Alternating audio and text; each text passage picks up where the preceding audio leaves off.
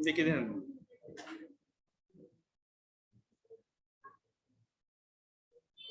तो मैंने आपको नॉन कांटेक्ट फोर्स कल पढ़ाया था, यहां ध्यान देना, दोबारा आवाज नहीं आनी चाहिए। मैग्नेटिक फोर्स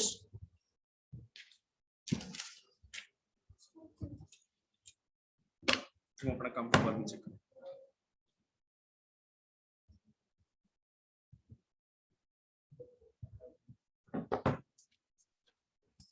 देखिएगा, मैग्नेटिक फोर्स, इलेक्ट्रोस्टैटिक फोर्स और ग्रेविटेशनल फोर्स, तीन तरह के फोर्स के बारे में हमें पढ़ना है।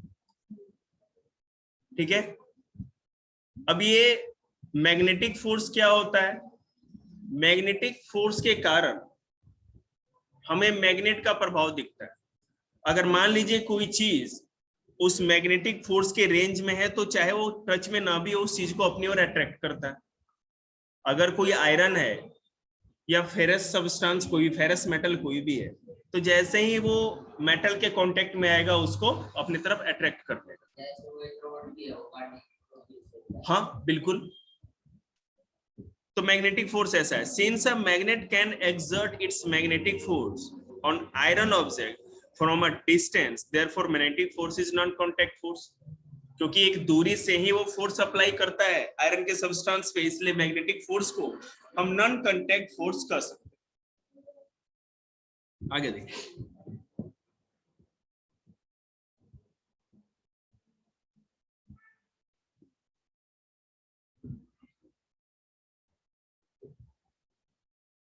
there is a magnetic force of repulsion between the like pole of two magnets. There is a magnetic force of attraction between the unlike pole of two magnets.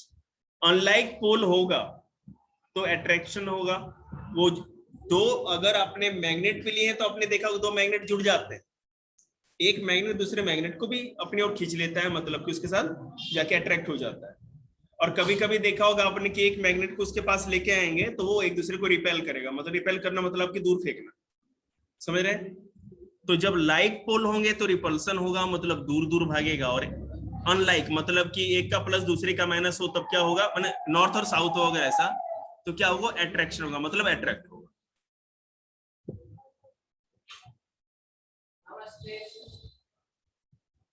देखिएगा, आप इस साइड बैठिए, थैंक यू।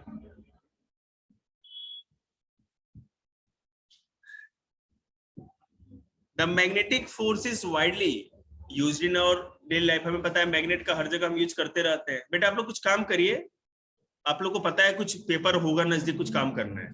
पहला condition, बैठे हैं तो गप नहीं करेंगे और आप लोग पढ़ाई करेंगे। मैं किसी को है ना खाली बैठा हुआ नहीं देख सकता, गप नहीं करेंगे, सुना नहीं आपने?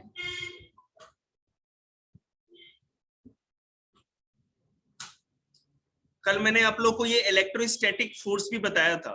जैसे कि आपको पता है जो जिस कॉम्ब से हम लोग कंघी करते हैं, बालों को बनाते हैं, जो भी है, उसके अंदर पहले से वो मैग्नेटिक फोर्स होता है। इलेक्ट्रोस्टैटिक फोर्स है, इलेक्ट्रिकल चार्जेज, हाँ, लेकिन वो अनचार्ज है। आप जब उसको रगड़ के रब करके चार्ज करोगे तब उसके अंदर वो फोर्स आपको फील होगी और वो दिखेगा। नहीं तो अगर किसी भी तरह बिना रब किए अगर आप किसी चीज के सामने लेके जाओगे तो किसी भी तरह का अट्रैक्शन या रिपल्सन ये सब कोई चीज नहीं दिखाएगा। ठीक है, ग्रेविटेशनल फोर्स, और जैसा कि पता है कल भैया लोग को ग्रेविटी ही पढ़ाया था पूरा मैंने। ग्रेविटेशन तो मतलब की दुनिया है, उसके ऊपर तो ठीक है, ग्रेविटी से तो ऊपर कुछ है ही नहीं।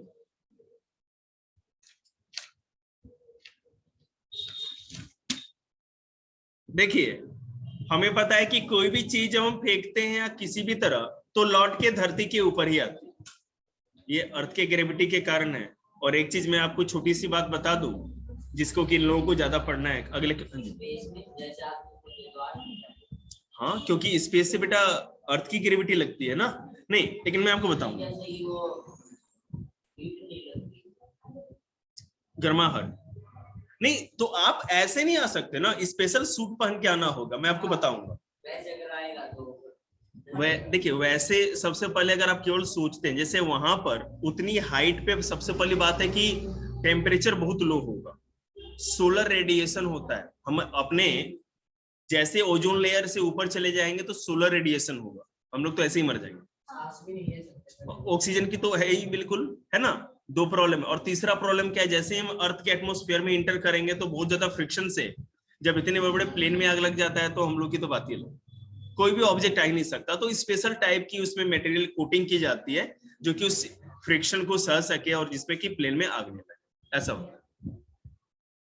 अब तो सूट आ गए हैं, ऐसे ऐसे बन गए हैं, बहुत ज्यादा एडवांस, हमारी साइंस बहुत एडवांस हो चुकी है। डिपेंड करता है ना कि बिल्कुल उस स्पेस के बाउंड्री से अगर आप, क्योंकि स्पेस के ऊपर से छलांग लगाएंगे तो नीचे आने का तो कोई मतलब नहीं है। मैं आपको बता रहा हूं, क्योंकि आप तो फिर फ्लॉट करने लगोगे ना, या अर्थ के चारों तरफ ही घूमने लग सकते हो, ये भी हो सकता है। अगर आप स्पेस से, आई मीन टू से, मतलब कि ये जो जीरो ग्रेविटी होगी, स्पेस मतलब जीरो ग्रेविटी, अर्थ की ग्रेविटी के बाहर आप चले गए, ठीक है। अब वहां से अर्थ के अंदर आएंगे कैसे जब ग्रेविटी के बाहर है, तो इसके लिए मैं आपको बता रहा हूं, तो उसके लिए आपको अगेंस्ट द, मतलब इसके तरफ फोर्स लगाना होगा, जो कि आप शिप से, जो स्पेस शिप होता है वो इस तरह से आती है। स्पेस शिप को तब थ्रस्ट यूज करना पड़ता है जब उसको अर्थ की ग्रेविटी के अंदर आना हो। जीरो ग्रेविटी में कोई चीज ऑटोमेटिक अर्थ के अंदर नहीं जा सकती, एटमॉस्फेयर के अंदर, उसको इसके तरफ अपना फोर्स लगाना पड़ेगा, ठीक है। लेकिन जैसे हम एटमॉस्फेयर के अंदर इंटर कर जाते हैं, मतलब कि अर्थ की ग्रेविटी का एक रेंज होता है, उस रेंज के अंदर जैसे इंटर कर दिया तो फिर और किसी चीज की जरूरत नहीं, फिर तो अर्थ आपको अपनी ओर खींचेगी, ठीक है। लेकिन अर्थ के एटमॉस्फेयर में इंटर करने के बाद बहुत बड़ी एक मोटी लेयर है हमारे एटमॉस्फेयर की, जिसको क्रॉस करके आना है। और आपको पता है जैसे जैसे आप नीचे आते जाओगे, आपको पता है एक्सेलरेशन बढ़ने लगेगा। हाँ, मैंने एक्सेलरेशन कहते हैं, स्पीड मतलब जब ज्यादा तेज बढ़ने लगे, हर बार तेज बढ़ती जाए तो उसको एक्सेलरेशन, अगले क्लास में पढ़ेंगे आप लोग। एक्सेलरेशन इतना बढ़ जाएगा कि आप सोच भी नहीं सकते। एक इस घर के जितना बड़ा, ये घर कोई ज्यादा बड़ा नहीं है, अगर आप एक पूरे यूनिवर्स की बात करें तो ये घर बहुत ज्यादा छोटा है। इतना बड़े साइज का रॉक भी अगर अर्थ से बिल्कुल आके कोलाइड हो जाए तो आप समझ रहे हैं कितना बड़ा हाइड्रोजन बम की जितना बड़ा कांड कर देगा वो, बहुत ज्यादा तबाही हो सकती है। इतना बड़ा भूकंप आ जाएगा कि पूरी मैंने इलाका मैंने खत्म हो जाएगा जहां पे गिरेगा। वो फोर्स ज्यादा होगा ना, उतने फोर्स से वो चीज गिरेगी।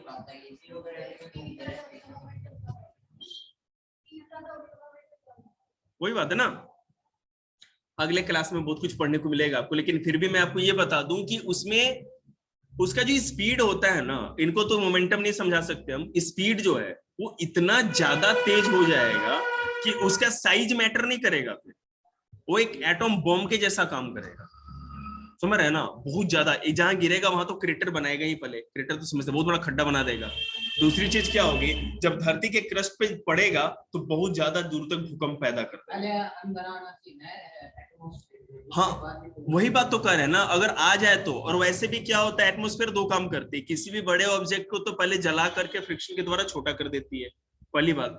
दूसरी बात क्या है, शुरुआती दौर में जब हमारा अर्थ प्री स्टेज में था, मतलब अभी प्रिपेयर हो रहा था, हमारा एटमॉस्फेयर जब ही अर्थ बना तो पूरा प्रिपेयर नहीं था, ठीक है। धीरे धीरे अर्थ डेवलप होता गया और ये एटमॉस्फेयर भी डेवलप होता गया। तो पहले क्या होता था कि जैसे आपको पता है ना कि मेट्रोइड के टकराने से ही पूरा डायनासोर की जो आबादी थी अर्थ पे खत्म हो गई थी, क्योंकि उस जमाने में, जो लाखों करोड़ों साल पहले की बात है, उस समय जो हमारा एटमॉस्फेयर उतना ज्यादा एडवांस नहीं था, मतलब प्रिपेयर नहीं था, बहुत अच्छी तरह से वेल डेवलप नहीं था। तो कोई भी अगर मेट्रोइड अगर वहां से आता था, या कोई भी मेट्रोइड, या मेट्रोइड का मतलब ये हो गया कि एस्ट्रॉइड बेल्ट से भी कोई चीज आ सकती है, या हमारे आउटर स्पेस से भी कोई भी चीज अर्थ के अंदर आ सकती है। हाँ, मैं आपको इसके ऊपर बताऊंगा कि यार ये है ना, ये सारी बातें मुझे बताने में तो बहुत अच्छा लगता है, लेकिन है ना चैप्टर थोड़ा दायमा हो जाता है। ठीक है, मैं आपको बता रहा हूँ। पहले बात तो ये बताएं आपको कि एस्ट्रॉइड बेल्ट पे इतनी छोटे छोटे साइज के भी एस्ट्रॉइड्स हैं। एस्ट्रॉइड तो समझते हैं आप लोग, कौन कौन एस्ट्रॉइड नहीं समझता तो उठाइए। अच्छा, मार्स और जुपिटर के बीच में, ठीक है, मार्स, सन, मरकरी, वीनस, अर्थ, उसके बाद मार्स। मार्स मार्स के बाद है एस्ट्रॉइड बेल्ट, उसके बाद जुपिटर। तो मार्स और जुपिटर जो दो प्लेनेट है ना, इनके बीच में एस्ट्रॉइड बेल्ट है। बेल्ट का मतलब ये हुआ कि किसके छात्रों, हाँ बीच में है वो जो, हाँ बिल्कुल। उसमें देखिए क्या होता है, जब जुपिटर बन रहा था और मार्स जब बन रहा था, जैसे आपको पता है जो बिग बैंग की थ्योरी चलती है, जो रिलायबल मानी जाती है अभी, तो उसमें हमारा ये जो टुकड़े हुए बहुत सारे, तो उसमें जो सबसे बड़ा टुकड़ा था वो सन बन गया, और उसके बाद अलग अलग साइज के जो भी टुकड़े बनते गए बड़े बड़े, वो ये 8 प्लैनेट्स 9 प्लैनेट जो थे ये हमारे, और ये रिवॉल्व होने के कारण, गोल गोल घूमने के कारण जितने भी थे इनका सर्कुलर एक शेप हो गया, ठीक है। उसके बाद अगले क्लास में आपको सेंट्रीपिटल फोर्स के कारण ऐसा होता है बेटा, अगर इसमें पढ़ाना होगा तो पढ़ाएंगे, नहीं तो ग्रेविटेशन अभी बैठ जाइए 9th क्लास में, आपको समझ में आएगा, यही पढ़ाना है मुझे आज। तो उसमें क्या होता है, हाँ सेंट्रीपिटल फोर्स का मतलब क्या होता है कि कोई भी ऑब्जेक्ट अपने सेंटर की तरफ ही फोकस्ड रहती है, हमेशा चाहती है ना कि हम सेंटर की तरफ ही जाएं, ठीक है। मूविंग ऑब्जेक्ट चाहती है, जैसे मैं आपको बताऊं, जब भी आप ऐसे किसी भी रस्सी में पत्थर को बांध के घुमाते हैं तो देखते हैं ना वो एक सर्कुलर फोर्स बन जाता है इस तरह का। तो जब तक आप, वो गोल गोल क्यों घूम रहा है, मेरी बात ध्यान दीजिएगा, नहीं नहीं नहीं नहीं नहीं फोर्स नहीं, उसके सेंटर में आप हैं, और तब तक वो गोल गोल घूमेगा जबकि आप उसको रस्सी को टाइट, डोरी को टाइट करके घुमा रहे हैं। तो हर बार उस पत्थर पे एक आप सेंटर की तरफ खिंचाव बना के रखते हैं, जब भी घुमाते सेंटर की तरफ खिंचाव रहता है ना, और जैसे पत्थर को अपने हाथ से छोड़ दिया वो बिल्कुल सीधी जाती है। मैं आपको बता रहा हूं, गोल गोल घुमा रहे आपने छोड़ दिया, ठीक है, जहां भी छोड़ा, जब जाएगी ना तो पत्थर किसी भी डायरेक्शन में जाए बिल्कुल एक ही डायरेक्शन में जाएगी, वो पत्थर सर्कुलर ऐसे होकर के नहीं जाती, समझ रहे हैं ना। तो ये सेंट्रीपिटल फोर्स होता है, कोई भी ऑब्जेक्ट जिसका अंदर की ओर खिंचाव बना रहता है वो हमेशा, जिस भी ऑब्जेक्ट का, मानसो जिस भी ऑब्जेक्ट के अंदर की ओर खिंचाव रहता है उसके सेंटर की तरफ कोई चीज उसको खींच के रखती है तो वो सर्कुलर मोशन में ही होता है। इसीलिए सारे प्लैनेट जितने भी सेलेस्टियल बॉडी आकाश के हैं, ग्रेविटी क्या करती है, ग्रेविटी का काम ही है सेंट्रीपिटल फोर्स लगा के रखना, मतलब हाँ हाँ। अब भाई डायमंड बैच एडवांस से पहले क्वेश्चन पूछ लेते हैं हम, क्या करें। एस्ट्रॉयड बेल्ट के बारे में सुनिए। एस्ट्रॉयड बेल्ट में जो जुपिटर और जो मार्स है, ठीक है ना, उनके बनने के बाद देखिए क्या होता है कि उनकी ग्रेविटी के साथ साथ जो हो गए, उनके साथ कंबाइंड होकर के जुड़ करके वो प्लेनेट का हिस्सा बन गए, और जो उसकी ऑर्बिटल फोर्स जो होती है, ऑर्बिट जो उसका था उसके साथ नहीं हो पाए, उनसे अलग हो गए, बात समझ रहे हैं।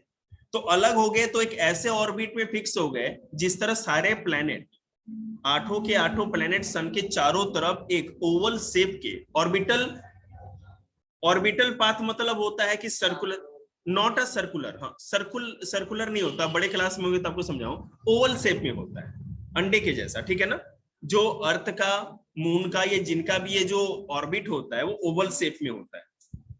अब ओवल शेप में होगा तो पता है क्या होगा, देखिए एक तो मेरा बोर्ड हमेशा गंदा है,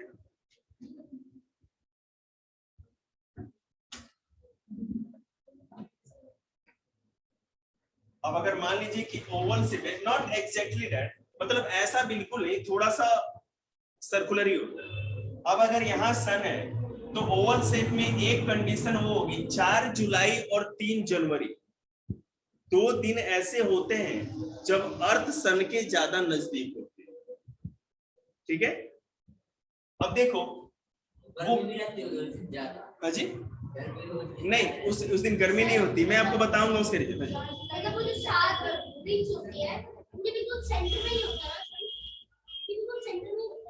हाँ बिल्कुल, वो एक इक्वल डिस्टेंस बना होता है ना। 3 जनवरी बोलिए। सन जो अर्थ की रिंग है उसके बिल्कुल सेंटर में होता है। देखिए मैं आपको अर्थ की बिल्कुल सेंटर की मतलब कुछ नहीं होता, अर्थ से, अर्थ का हर हिस्सा है ना, ठीक है, सन से बराबर दूरी पे होता है उसका ऑर्बिट, लेकिन ये तो मैं बता रहा हूँ सर्कुलर नहीं है, ये है ऑर्बिटल मतलब कि ओवल। तो यहाँ पर एक समय ऐसा होगा जब ज्यादा दूरी हो जाएगी, अर्थ से सन की दूरी ज्यादा हो जाएगी, और जब यहाँ पर इस पाथ पे आएगा तो नजदीक भी हो जाएगा, सन से अर्थ की डिस्टेंस कम हो जाएगी, नहीं बराबर नहीं होगा। हाँ लेकिन ये बात याद रखिएगा, ऑस्ट्रेलिया में 3 जनवरी को गर्मी भी बहुत धांसू पड़ती है, समझ रहे हैं बात को? क्योंकि हमारा जो अर्थ का है आधा हिस्सा, नहीं देखिए मैं आपको बता रहा हूँ, अर्थ के ऊपर कहीं भी गर्मी या सर्दी है ना, इस ऑर्बिटल डिस्टेंस के कारण नहीं होता। वो हमारा जो अर्थ है 23.5 डिग्री है ना, इंक्लाइन है, मतलब कि टेढ़ा होकर के सन के चारों तरफ घूमता है, और कभी भी सन का 90 डिग्री का एंगल कर्क रेखा, मतलब tropic of Cancer, tropic of Capricorn के ऊपर या नीचे नहीं हो सकता, उसके बीच में ही रहता है। ये तो मैंने अभी चौथे पांचवी क्लास वालों को बता रखा है सब ये सारी चीजें, कोई बात नहीं, बताएंगे बाद में, क्योंकि आपका जो लास्ट चैप्टर है ना सोलर सिस्टम के ऊपर है, और आप सोच भी नहीं सकते सोलर सिस्टम कितना मजा आने वाला है आप लोग। चलिए इसके ऊपर आते हैं, क्योंकि ये हत्यारे आप लोग को टाइम नहीं देंगे एक्स्ट्रा, चाहे आप लोग का ले लें। पता नहीं, मैं तो भूल गया, आप कौन ध्यान दे। न्यूटन चचा को तो आप जानते ही हैं, सेब गिरा न्यूटन चचा फेमस हो गए। सेब फेमस नहीं हुआ, न्यूटन चचा फेमस हो गए, ग्रेविटी का उन्होंने ही दिया था जो भी है। तो ग्रेविटी का जो भी कॉन्सेप्ट है, मोशन का जो भी कॉन्सेप्ट है, वो न्यूटन ने दिया। न्यूटन के मोशन से रिलेटेड 3 तरह के लॉ हैं, और अभी मैं जिसको भी बोल दूंगा फर्स्ट सेकंड थर्ड तीनों है ना, तुरंत उल्टी गिर देंगे, लेकिन 2-3 ठीक है। ग्रेविटेशनल फोर्स मैंने बता ही रखा था, बताने की जरूरत नहीं। प्रेशर देखते हैं। Pressure is produced when a force act on an object. जब किसी भी चीज के ऊपर आप फोर्स अप्लाई करते हो तो एक प्रेशर जनरेट होता है, ठीक है। अगर आप मान लीजिए किसी को धकेल रहे हैं तो प्रेशर है, किसी को खींच रहे हैं तो प्रेशर है, मतलब खींचना, पुल और पुश, यही तो फोर्स है, समझ रहे हैं? किसी चीज को खींचना है, किसी चीज को धकेलना।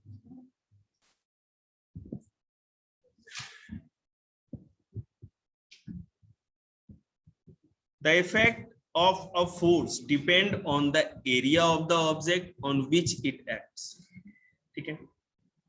अब देखो,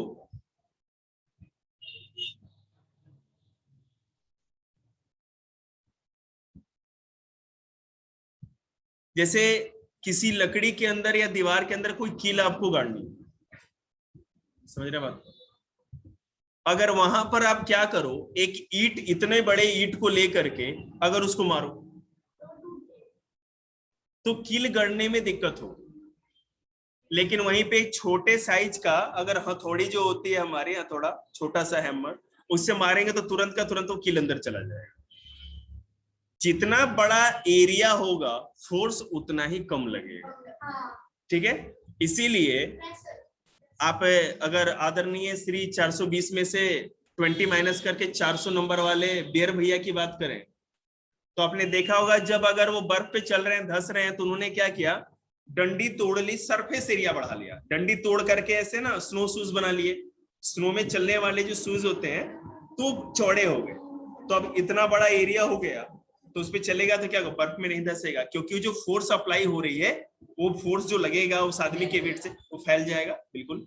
इसीलिए कैमल जो होता है जब रेगिस्तान में चलता है तो उसके पांव नहीं धंसते, लेकिन दूसरे जानवरों के धंस सकते हैं, समझ रहे हैं ना, क्योंकि उसके नीचे पांव का जो सरफेस एरिया होता है ज्यादा फैला हुआ होता है कैमल का, ठीक है, ये तो समझ रहे हैं। तो ये pressure is equal to force upon area. Pressure कैसे पता लगेगा, जितना भी आप फोर्स अप्लाई कर रहे हैं अपॉन में एरिया से अगर हम डिवाइड कर दें तो क्लियर हो जाएगा कि कितना फोर्स आपने लगाया था। और फोर्स को जैसा कि मैंने बताया था, सोनी बताएगी किस चीज में मेजर करते हैं, न्यूटन में, कैपिटल एन लिखते हैं उसके लिए।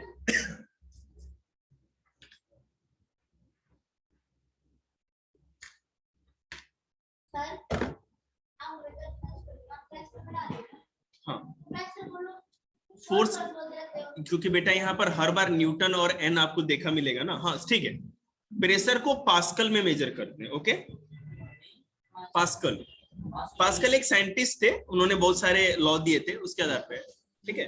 तो पास्कल के प्रेशर को पास्कल यूनिट होती है उसमें मेजर करते हैं, और जो फोर्स होता है उसको कैपिटल एन न्यूटन मेजर करते हैं। छोटे मोटे पेपरों में तो इसी तरह उठ करके ये पेपर में क्वेश्चन आ जाता है, समझ रहे हैं? आप लोग से न्यूमेरिकल्स थोड़ी पूछे जाएंगे जनरल कॉम्पिटिशन। आगे चलते,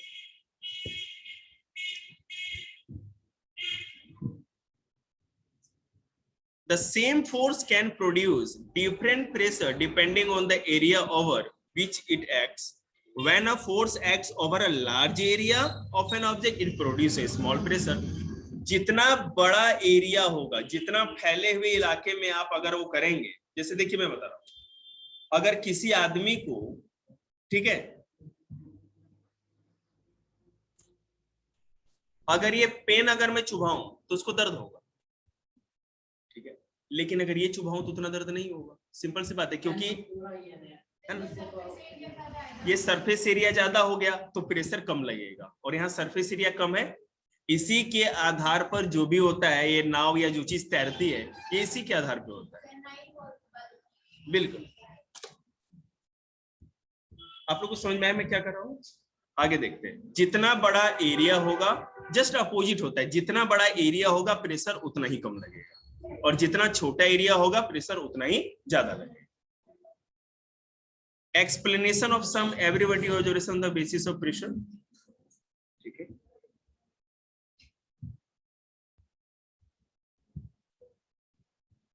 जैसे आपने देखा होगा कुली उली, तो एक छोटी सी अगर आप कहें तो मैं बड़ा ही अच्छा डेमो दूंगा आप लोगों को। मैं 2008-23 सितंबर की बात है, 23 सितंबर 2008, आप लोग शायद पता नहीं किसका जन्म हुआ या नहीं हुआ, आई डोंट नो। चलिए देखिए, तो why school bags have wide straps.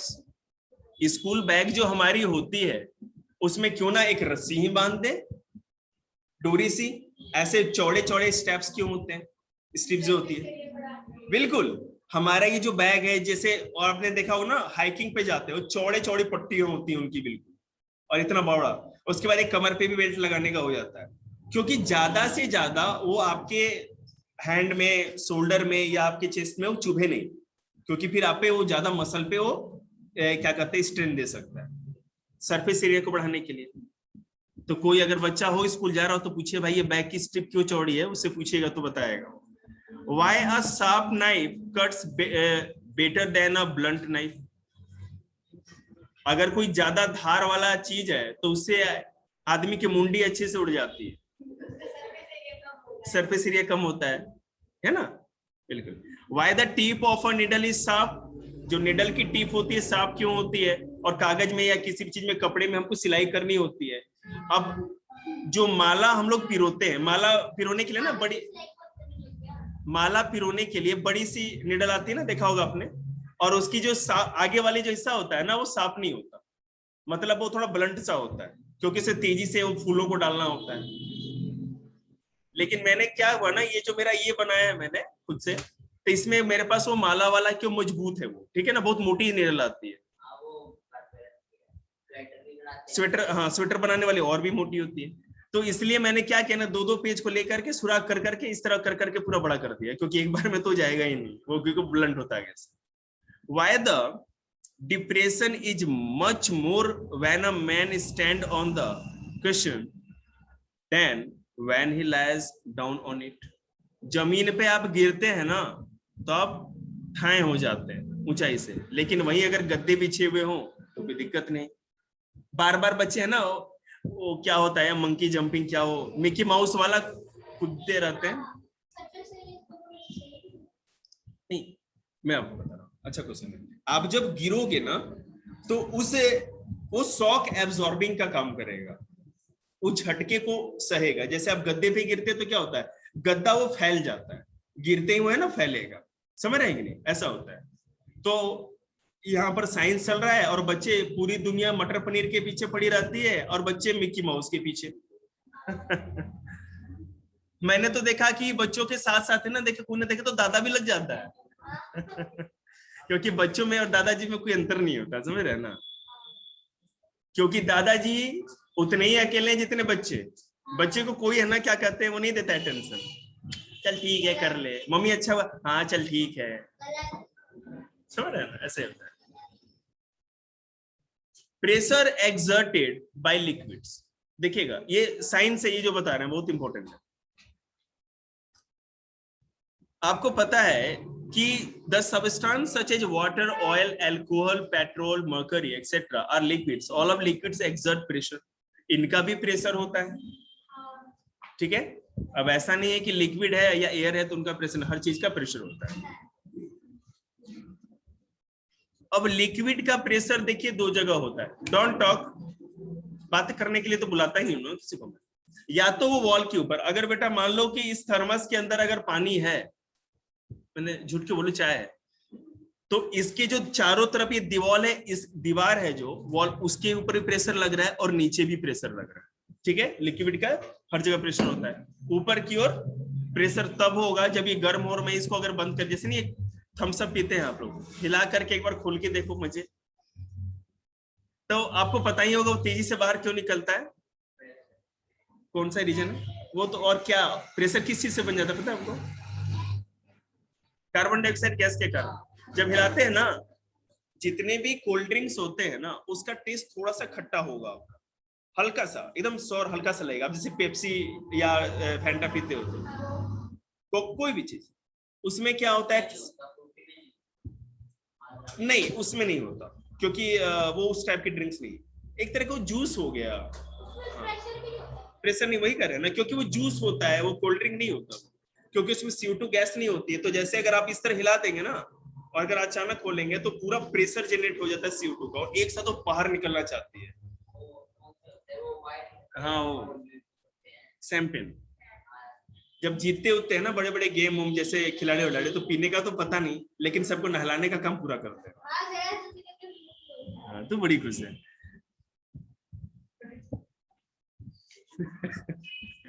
Dependence of pressure on depth in a liquid, देखिएगा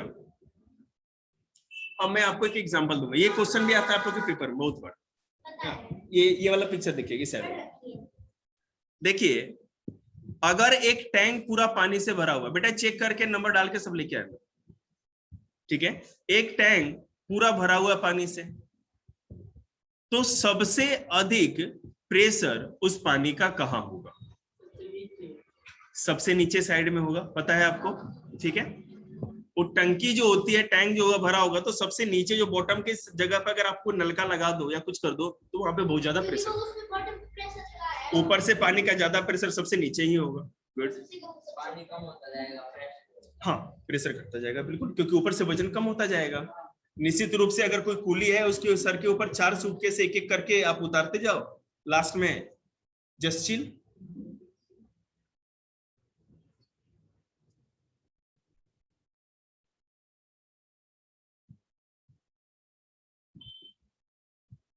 कॉल आ रहा है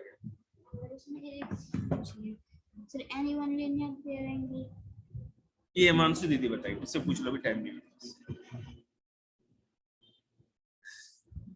मानसू हेल्प द गाय, देखिएगा the formation of fountains of water from the leaking pipes of water supply pipeline tell us that water exert pressure on the walls of its container. देखिएगा जब भी कोई pipe से अगर पानी जा रहा है, सप्लाई हो रही है, अचानक अगर वहां पे किसी तरह का कट लग जाए, टूट जाए, देखिए कितना प्रेशर से पानी आता है बाहर। सबसे अच्छा मैं आपको एग्जांपल बताऊंगा, सुबह सुबह है ना, भगवान के नाम पे नहीं तो भोले के नाम पे चले जाओ मंदिर, है ना, पूरा है वो पंप सेट लगा रखा है, वो पानी बोरिंग से वो पूरा खींचते हैं, पूल का जो भी है जोड़ का, तो वहां से पानी निकल के आता है जो भी तो उसमें क्या है कि जहां सुराग हो रखे ना, थोड़ा बहुत कहीं क्रैक है, वहां तो भाई ऐसे फवारे निकलते हैं ना कि सारे बच्चे कहते हैं, छोटे छोटे बच्चे पूरी मौज लेते रहते हैं। हेलो,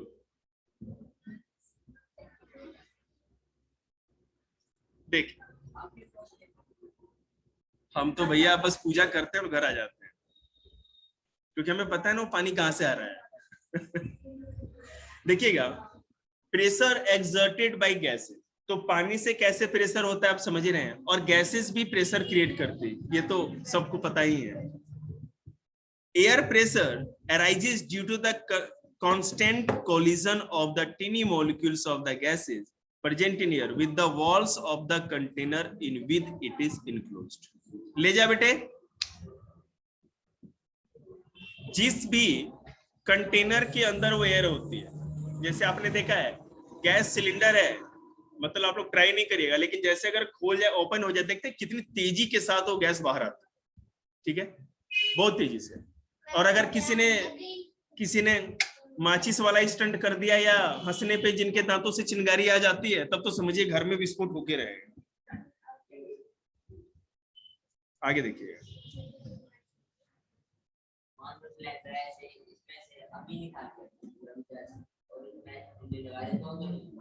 नहीं मैं आपको बता रहा हूँ ऐसा क्या होता है। देखिए मैं आपको बता रहा हूँ क्या होता है। ऑक्सीजन सप्लाई कैसे काटेंगे? एयर में तो ऑक्सीजन है ही हमेशा, CO2 गैस डाल के। CO2 गैस हम जब उस पर स्प्रे कर देंगे ना तो सप्लाई कट जाती है। देखिए हम बता रहे हैं, हम आपको बता रहे हैं होता क्या है, वो सिलेंडर तब तक नहीं फटेगा, विस्फोट नहीं होगा, जब तक कि उसके अंदर का सारा LPG गैस जल नहीं जाता। बात समझ रहे हैं? अगर कहीं गलती से लीकेज हो गया और आग लग गई, समझ रहे हैं, तो लीकेज होते ही माचिस मारने में पूरा घर उड़ता है, ऐसा नहीं होता है। वो पहले ना पूरी चिंगारी के साथ एकदम जैसे कैसे अनार जो जलता है, हाँ उस तरह जलेगा। और उसके जलने से क्या होगा ना, उसके अंदर बहुत ज्यादा प्रेशर क्रिएट होने लगेगा उस टैंक के अंदर, जो भी आपकी वो सिलेंडर होती है। और जब वो पूरा का पूरा, जब लास्ट में थोड़ा सा फ्यूल बचेगा, जब लास्ट होने लगेगा, तब जाकर के बहुत तेजी के साथ वो ब्लास्ट करेगा। तो ये जो जलता है ना, उससे लोग नहीं मरते, जब ब्लास्ट होता है ना तब तो बहुत बड़ा नुकसान होता है।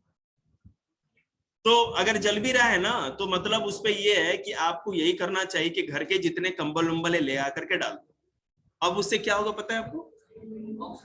ऑक्सीजन सप्लाई रुक जाएगी। आप उस पे रेत या मिट्टी भी डाल सकते हो, ऑक्सीजन सप्लाई खत्म हो जाएगी। ये नहीं कि गैस सिलेंडर जलानी आप घर छोड़ के भाग गए, ऐसा नहीं, ठीक है ना?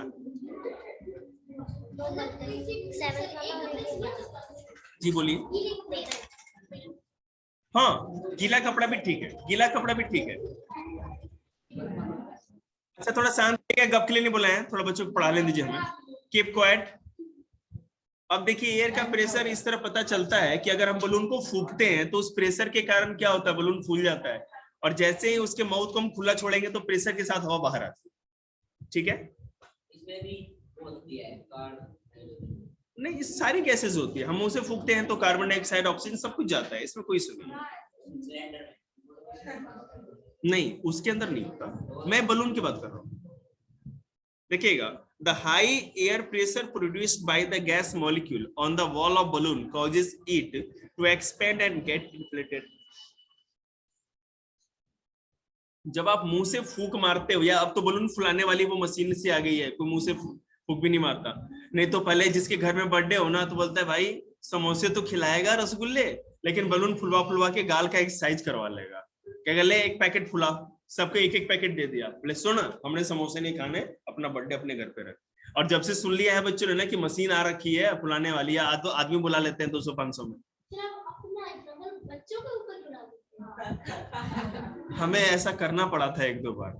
वो क्या था ना कि वो है हमारे भाई साहब, तो उनकी गुड़िया का बर्थडे था, अब बुला लिया, बोले कि कुछ कर रहे हो क्या? बोले कि नहीं, लो बलून फुलाओ। भाई अब मेरे मुंह की जो हालत होगी ना, शाम को करोगे उस खा लो, बोले कि खिला दिया आपने, पहले ही सूझ चुका है, अब नहीं कुछ खाना भैया जी, हमें घर जाने पूरा पैकेट बंद। तो क्या हो गया? अब बेटे सब में आपके जैसा टैलेंट थोड़ी है, तो जो फूंक के भी ट्रक हिलाते। चल ठीक है, ओके। तो अब साइंस, अगर मैं आपसे पूछूं कि बलून में फूंक मारने से वो कैसे फूल गया, कैसे बताएंगे? साइंस क्या बताएंगे, बताइए। वो तो ठीक है, किस तरह से प्रेशर बना, कहां प्रेशर उसमें आपने दिखाया? उसके बलून के जो वॉल्स थे ना, जो दीवार थे, जो वो रबड़ थी, उसके सारे वॉल के ऊपर जब प्रेशर क्रिएट हुआ, तो प्रेशर के चलते वो चीज फूली हुई। और जैसे जैसे उसके अंदर से हवा निकलेगी, क्या होगा, गैस के निकलते उसका प्रेशर कम हो जाएगा और बलून फिर से फूल जाएगी। तो due to pressure of air balloon फूलता है। आप फूंक मार करके उसमें ज्यादा प्रेशर क्रिएट करते हो एयर का, है ना? और अगर बांध के रखते हैं तो प्रेशर वहीं पे फिक्स होकर के रह जाएगा। हाँ, सिलेंडर बिल्कुल लॉक रहता है, वो प्रेशर के साथ ही वहां गैस आती है जब आप खोलते हैं। सबसे इंपॉर्टेंट जो कॉन्सेप्ट है एटमॉस्फेरिक प्रेशर, ये वायुमंडल का जो दबाव। देखिए दो चीजें हैं, जैसे कि मैंने ग्रेविटी में ये नहीं बताया, आज मौका मिला है 9th क्लास में सुन लो।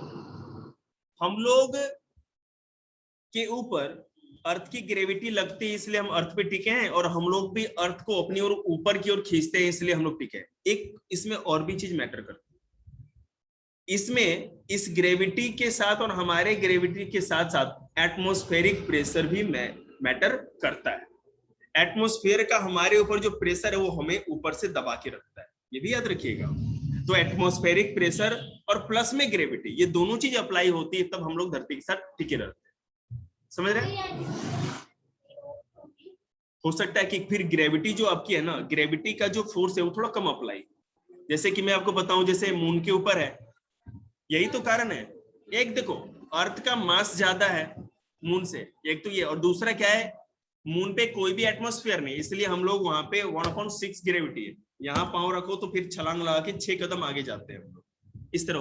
हाँ, हॉप करना पड़ता है वहां पे, वॉकिंग नहीं कर सकते, नहीं हो ही नहीं सकता ना, आप गिर जाओगे फिर। हाँ क्या क्या फिर से बोलिएगा। तो गया ही बेटे, तो पता ही इस बात का, बहुत सारे जा चुके हैं। मार्स पे नहीं, सॉरी मून पे गया है। मार्स पे अभी सब लोग प्रोग्राम बना रहे हैं, इंडिया का भी प्लान है, उसके लिए स्पेस शिप भी बनाई जा रही है, ठीक है ना। बहुत सारा चीजें रिसर्च चल रहा है, हम लोग भी मून पे भेजने के लिए अपने होड़ में लगे हुए हैं, और हमें पता नहीं ऐसा क्यों लगता है कि सबसे पहले चाइना भेज देगा। समझ रहे ना, वो छुपा रुस्तम है, वो बस कर देते हैं काम, पता भी नहीं चलता किसी को। क्योंकि अमेरिका वाले ना बजट नहीं बढ़ा रहे अपना, नासा का तो बीच में है ना बजट ही खत्म कर दिया था उन लोगों ने। समझ रहे ना, बजट, सरकार गवर्नमेंट है ना, जब रिसेशन आया था वहां पर तो बजट कम कर दिया गया था नासा का। नासा के पास तो टेक्नोलॉजी है ही, अब पैसा ही काट दीजिएगा तो वही बात है कि नंगा खाएगा क्या, नहाएगा क्या और निचोड़ेगा क्या, बोला हाल है। साइंटिस्ट को फंड भी तो चाहिए ना उस हिसाब से। लेकिन अब वहां पर क्या है, अमेरिका का पूरा स्पेस रिसर्च का जितना भी डेवलपमेंट है वो प्राइवेट जो भी इंडस्ट्री है या प्राइवेट जो भी इंडस्ट्रीज है उन लोगों के हाथ में। अब ये देखिए आप क्या कहते हैं, एलन मस्क जो है, स्पेस एक्स जो है उनकी कंपनी है, और नासा से अच्छा काम कर रही है। अभी आपको पता है स्पेस एक्स ने इसरो का वर्ल्ड रिकॉर्ड तोड़ दिया, एक बार में 126 या 24 के अप्रोक्स सैटेलाइट एक बार में, एक रॉकेट से लॉन्च की थी उन्होंने जी। समझ रहे हैं ना, ये पहले इसरो के हाथ में ये वर्ल्ड रिकॉर्ड था, इसरो का रिकॉर्ड तोड़ती है। तब वो इसरो ने 104 या 103 के करीब भेजी थी एक बार में, माने छोटे छोटे साइज के होते हैं जो भी सैटेलाइट 124 से 126 के करीब, 120 से अबव है, इस तरह सोच लीजिए, बहुत बड़ी बात है।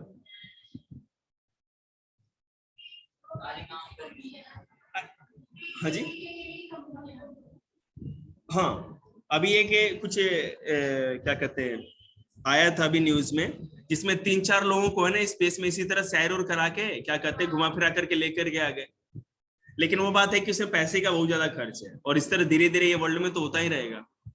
हम लोग का चिंता मत करिए, हम लोग नहीं जाएंगे, है ना, हम लोग बहुत टाइम लगेगा। वो अमेरिका वाले जो ज्यादा पैसा कमा रखे हैं उन्हीं लोगों का बनेगा। टेक्नोलॉजी इतनी महंगी है, अब ऐसा थोड़ी आरटीवी पकड़ लिए पीतमपुरा उतर गए 10 रुपए में, ऐसा तो है नहीं, पैसे लगते हैं उसमें।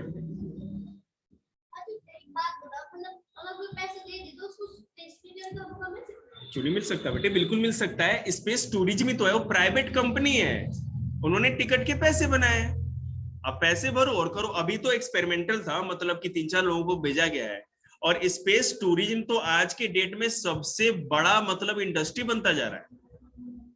ये अमेजन का जो मालिक है बेजोस या जो भी है, आई डोंट नो, मैंने उस टाइप का नाम है कुछ, जो बेजोस जो भी है, पता नहीं किसका किसका जॉब ले लिया उसने। तो इस तरह के जो बड़े बड़े एलोन मस्क, मतलब ये आप ये मत समझिए अमीर है, ये अपना पैसा नहीं है ना कि पकड़ के बैठे रहते, ये उल्टी खोपड़ी है, कुछ ना कुछ बड़ा बड़ा काम करते रहते हैं।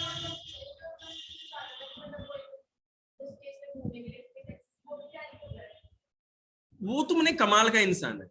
अभी मैं आपको बताऊं, जब उसको पता चला कि किसी भी तरह से कोई काम नहीं कर रहा उसके साथ, तो जितनी भी स्पेस टेक्नोलॉजी इंजीनियरिंग से रिलेटेड बुक्स सब लेकर के पढ़ गया। एलॉन मस्क के बारे में ज्यादा जानना है तो आदरणीय ठाकुर साहब जो हैं, इनके बड़े भैया से पूछो, बहुत ज्यादा फॉलो करता है उसको। हम लोग पास टाइम नहीं होता, हम लोग स्टडी नहीं करते उसके बारे में। लेकिन वो इंडस्ट्री उसने खड़ी की। आपको पता है इलेक्ट्रिकल कार का जो भी मार्केट चल रहा है, टेस्ला जो कंपनी है, भाई साहब क्या रिसर्च कर रहे हैं। मतलब कुछ दिन में ऐसा होगा जब ज्यादा टाइम नहीं लगे कि कार चल रही है, फिर विंग्स खुली, और ज्यादा अगर यहाँ पे दिक्कत हो रहा है ट्रैफिक का तो सीधे लिफ्ट होगी हवा में, फिर देखा कि अब चलो ठीक है, फिर नीचे उतर जाता है। और आपको सुन के आश्चर्य होगा, कंबोडिया नाम का जो देश है, मतलब थाईलैंड, नहीं तो देख लेगा ना कितनी दूर लेके चलेगा, तो आराम से उड़ता रहेगा।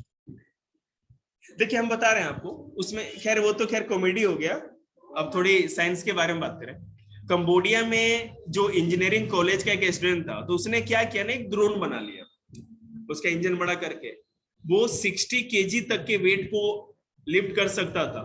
तो वो क्या करता था ना कि अगर चाहे तो जहां मन तहां उसको लिफ्ट करा सकता था, मतलब लैंड करा सकता था, और 10 या 15 मीटर की हाइट पर वो उड़ भी सकता था। तो सब नीचे नीचे रिक्शा खींचे जा रहा, पसीना, मेहनत की कसम, जिंदगी एक जंग है, और वो ऊपर ऊपर आराम से शहंशाह की तरह बैठ के उड़े जा रहा है। टीवी में न्यूज आया था इसका। लेकिन अभी वो 60 केजी वेट तक की, मैंने एक कंबोडिया, ये यहाँ पड़ता है थाईलैंड के बगल में एक देश है। अरे हाँ, कंबोडिया यहीं पे।